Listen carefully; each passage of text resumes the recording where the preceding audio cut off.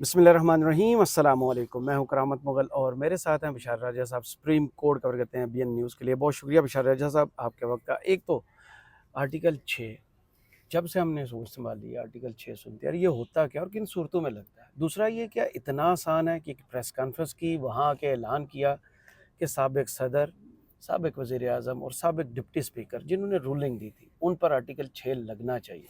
और दूसरा, एक मोतबर जज को न्यूयॉर्क से एक दावतनामा मौसूल हुआ है। 23 जुलाई को न्यूयॉर्क में वो खिताब भी करेंगे और वहाँ पर मौजू जो होगा वो पाकिस्तान के इंतखाबात का होगा, उसमें क्वेश्चन आंसर भी होंगे। क्या देख रहे हैं सूरत हाल किस तरफ जाएगी। और दूसरा, क्या आर्टिकल 6 सिर्फ इन पर लगना चाहिए या उन पर भी लगना चाहिए जिन्होंने मई में सुप्रीम कोर्ट के आर्डर्स की वायलेशन की थी।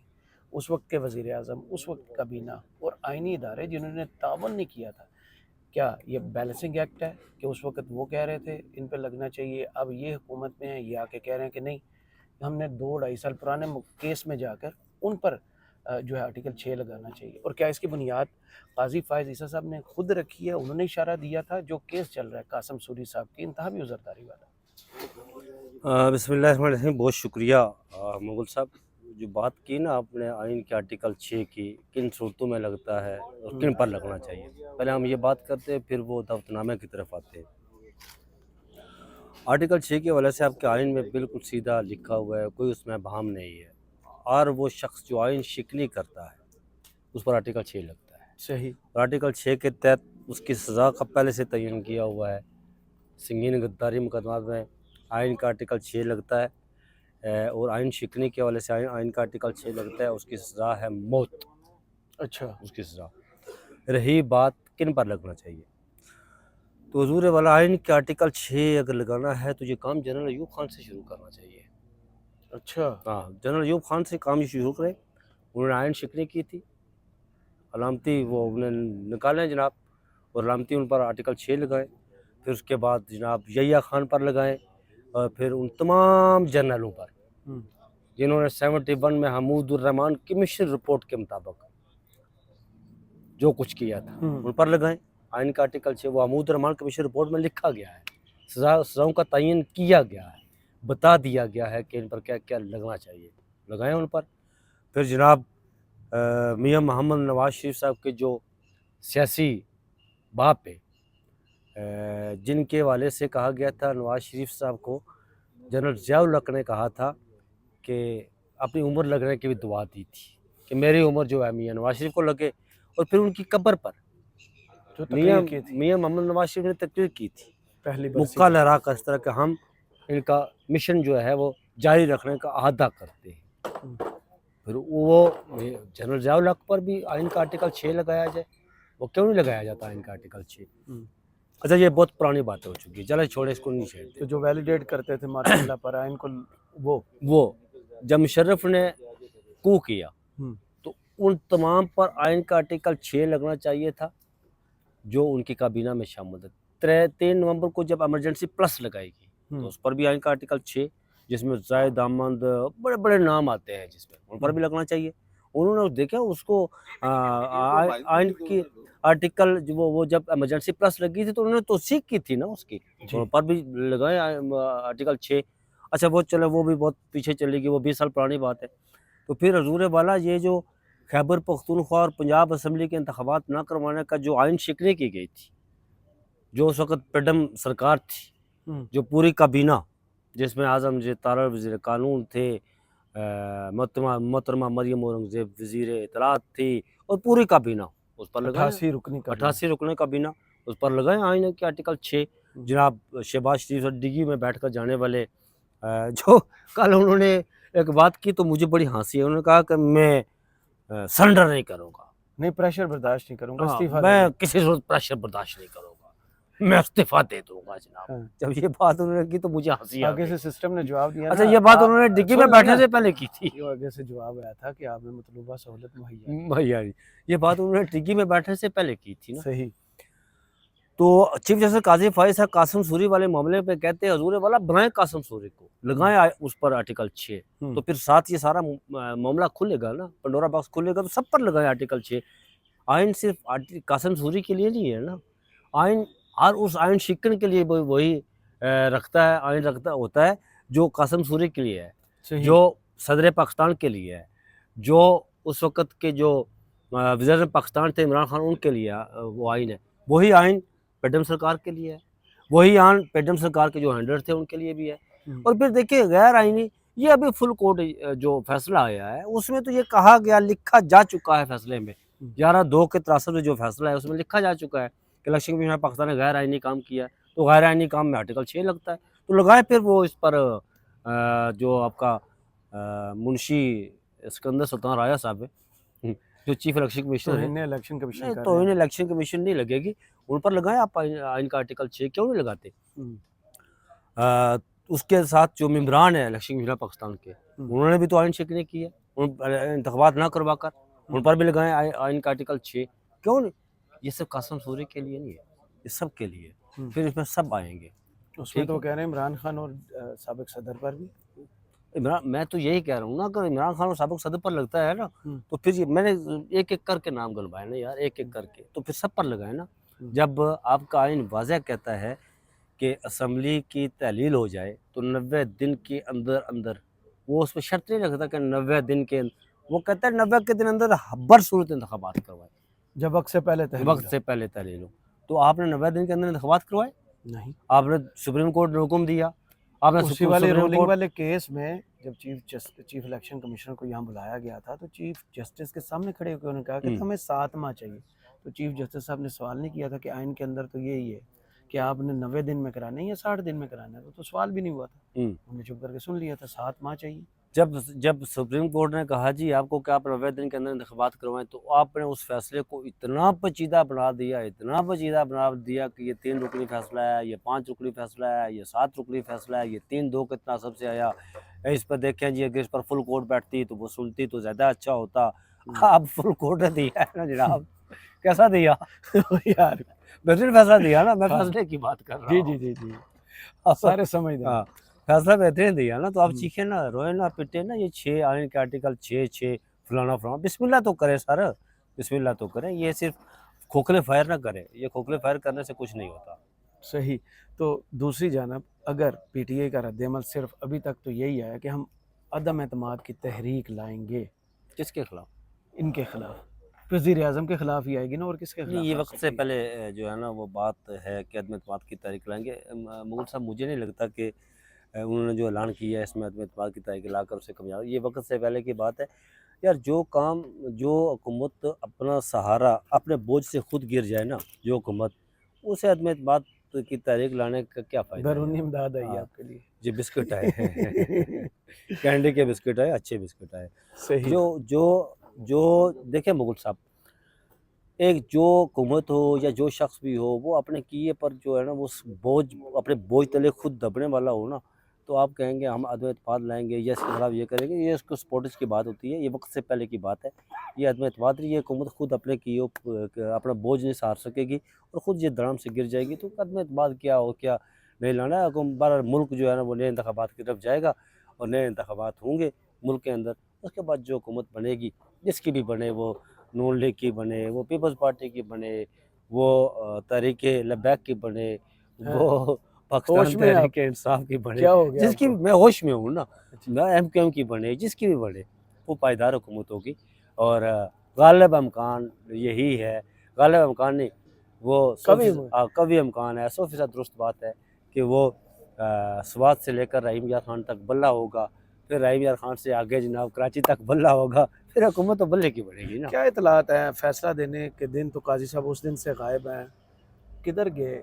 से कहीं नजर आए? मेरी इतलात ये है कि काजी साहब तन्हाई में बैठकर सोच रहे हैं कि मैं कहाँ कहाँ इस्तेमाल हुआ, मुझे किसने इस्तेमाल किया और मैं क्यों इस्तेमाल हुआ। क्यों भी है? हाँ, इस पर वो सोच रहे हैं और वो दिन जाता नहीं कि एक दिन काजी साहब इसका इज़हार भी करेंगे।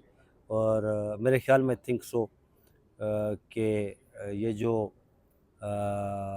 अभी जो केसेस लगने वाले हैं ना, रिव्यू जो नजरसानी की दायर हुई है उस पर, उसमें भी शायद ये अपने मास में इज़हार कर सकते हैं। और फिर जो यहाँ पर बैन के हवाले से पाकिस्तान तहरीक इंसाफ, अच्छा पाकिस्तान तहरीक इंसाफ की बैन के हवाले से जो अगर सुप्रीम कोर्ट आता है तो मुगल साहब मैं एक खबर दे देता हूँ। جی وہ خبر بھی یہ ہے کہ وہ فیصلہ 17-0 سے آئے گا پاکستان تحریک اتنے شور انصاف ہیں کے آپ حق کس میں۔ بنیاد پر اتنے شور ہیں؟ میں یہ خبر دے رہا ہوں، پھر کسی دن آپ کے ویلاگ میں یہ چیز البریٹ کر دوں گا کہ کس پر شور ہوں، لیکن یہ ہے کہ وہ پاکستان تحریک انصاف کے حق میں فیصلہ 17-0 سے آئے گا، پھر یہ سارے زخم چاٹ رہے ہوں گے جناب کہ یار ہم نے کیا اطلاعات کیا۔ کیا ہیں اندر دیواروں کے پار؟ قاضی صاحب چھٹی پر ہیں، باقی جج آ رہے ہیں، اطلاعات کیا ہیں؟ کیا چل رہا ہے؟ آج بھی ملک شہزاد صاحب نے کیس کی سماعت کی، بڑے مزے کے مجھے تو وہ جیسے جج جمال مندوخیل صاحب نے بھی وہ بیٹھے ہوئے تھے نا، ان کے جی ساتھ بیٹھے ہوئے تھے ہاں وہ بڑا مزے کا کیس ہوا، آپ نے اس کو فالو کیا ہاں باہر؟ 90 وہ 99 مقدمات میں جو بندہ تھا، جو آپ نہیں جو 99 ریمارکس مقدمات، شہزاد صاحب کے ہیں وہ کتنے مزے کے آپ کو لگے؟ انہوں نے کہا کہ اچھی بڑا دلیر آدمی ہے یار جس بات 99 وہ یہ انتہائی انٹرسٹنگ سٹوری ہے کیونکہ میڈیا پر گئی نہیں ہے یہی اس نہیں۔ طرح، اچھا لیکن وہ میں میں چاہتا ہوں کہ آپ وہ سٹوری کم از اچھا کم اس ویلاگ میں وہ ضرور بتائیں، وہ اس کے وہ بعد یہ آتے ہیں تھا ہم۔ کہ ایک آدمی تھا ہاں جس پر 99 جو ہے نا وہ مقدمات بنے ہوئے تھے، یہ ضمانت کا اس کا کیس تھا یہاں پر 99 کیسز 99 کیس 99 کیس۔ جب اس کیس کی سماعت شروع ہوئی تو جسٹس جمال مندوخیل نے پوچھا جی کہ یہ آج اس شور جو اس کا پروسیکیوٹر حکومت پنجاب سے پوچھا، ان کے ایڈوکیٹ جنرل سے، انہوں نے کہا جی کہ یہ بالکل جو ہے نا یہ اس سے پہلے 98 مقدمات ہیں اور یہ 99 مطلب 99 100 میں سے ایک کم یہ وہ نروے سے مقدمہ ہے۔ 19 ہاں آگے نروے سے 19 ایک اور کرے گا تو سینچری ہو جائے گی۔ سینچری ہو جائے گی۔ تو اس پر جسٹس جمال مندوخیل نے کہا کہ جسٹس شہزاد ملک نے کہا کہ یہ بندہ بڑا دلیر ہے۔ اچھا پھر یہ بتایا گیا وہاں کے یہ اس بندے کی ایک خاص پہچان ہے نا جی، جس کی وجہ سے ہم پہچان دیتے ہیں کہ یہ وہ بندہ ہے، یہ معذور ہے، ایک ٹانگ سے وہ معذور تھا اچھا بندہ۔ تو عدالت کو یہ بتایا گیا کہ یہ جو آپ اس پر مقدمہ پڑھا یہ منشیات فروشی کا مقدمہ تھا۔ اس سے پہلے 98 جو مقدمات تھے نا وہ مقدمات تھے چوری کے، اچھا جس پر جیسے شہزاد ملک نے کہا جی کہ یہ آپ اس نے پروموشن لے لی ہے اور اب پروموشن لے کر اسے ترقی کر لی ہے، آپ اس دیکھیں میں نا حصے مزاح مجھے بڑی اب ایسے ترقی کر لیا، اب یہ منشیات فروش بن گیا۔ اور پھر یہ عدالت کو بتایا گیا کہ یہ پنڈی میں ہاتھ میں شاپر پکڑے رکشے سے اترا، رکشہ بھی چوری کا تھا۔ رکشہ بھی چوری کا، اور ہاتھ میں شاپر پکڑ کر نا وہ چرس بیچ رہا تھا، جس پر جسٹس جمال مندوخیل نے بڑا بہادر شخص ہے یار، یہ دیکھے جو یہاں بڑی پر فلمی سٹوری تھی، بڑی فلمی سماعت ہوئی یہ اس کی۔ دیکھیں کہ جو مطلب چرس بیچ رہا تھا وہاں پر، جس پر جسٹس شہزاد ملک نے یہ بھی کہا کہ اس میں کہ یہ اب اسے ترقی کر لی ہے، بڑا بہادر شخص ہے جی کہ یہ آگے آیا ہے، اور بہت ساری اور بھی باتیں کی ہیں انہوں نے۔